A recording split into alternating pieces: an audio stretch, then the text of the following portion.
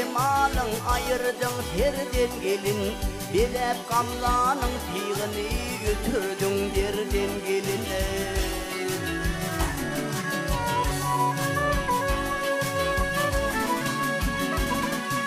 Kamatın pikirdi patlı surayı derden gelin, bakıp doymun gül oyuna gültenin nurdan gelin.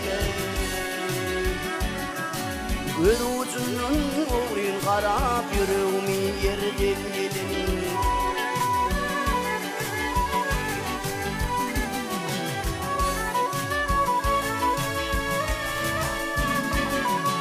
Gecelerine giyin otoğdu, gecelerine tüm otoğdu, şam çırağdı yanardın. Ak kollarım yer yanatıp ne acap sallanırdın.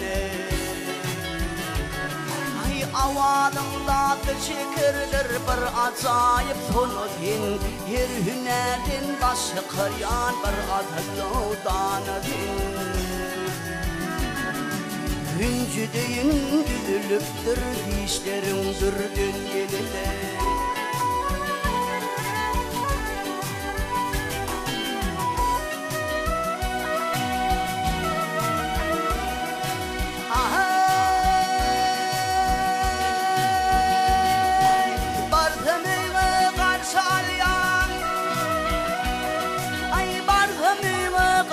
Alyan kalımga şunu tüzüp, güçünleyen ay cemalım yakan bazını çödüve.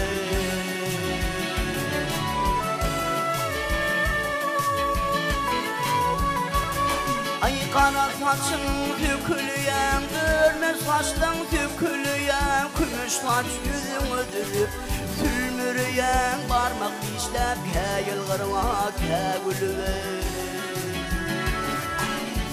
Panışın al canım al kamıngardan gelin.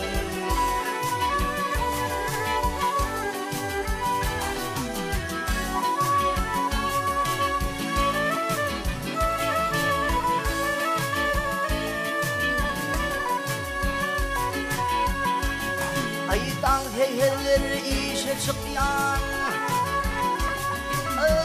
heyerler işe çıkyan, anvoritin tepeler, giyin dünyanı yanlanır ya, kekilikte kekiler. Ay ancamatın garip önüm, ancamatın yıkır önüm, gitmelerden küler.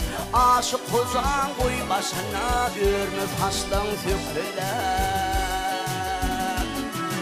Canımı koynum cennettir, gültenin nurdan geline.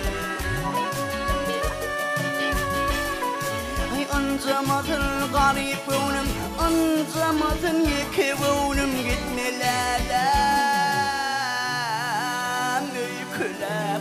Aşık olan koy başına, kara saçın döküler. Hey canımı koynum cennettir, gültenin nurdan gelin. Tipanışın al canım al kamıngardan geline.